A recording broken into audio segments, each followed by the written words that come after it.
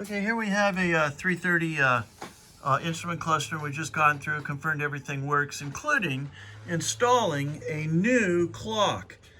This is a incredibly accurate clock, and actually has a microchip board in it and a motor that is all of our own design. Made it fit into the clock housing assembly.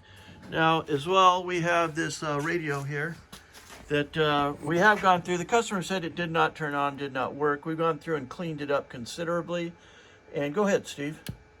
What's up? This is Ed Sheeran. Hey, Bay Area. This is Olivia Rodrigo. This is The Weeknd. Okay, and then, you know, change a channel or something for them there.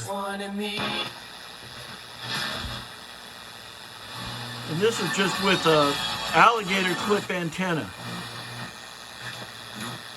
Visit the ideas section at dolanlumber.com. Now, actually, because it has an alligator clip for an antenna on it, basically we're talking about trimming this antenna in the vehicle, because every unit is different depending on what vehicles it's in and what antenna. But it does turn on and operate right now, as any good old-fashioned radio should. So, thank you very much for your time, and we're shipping today.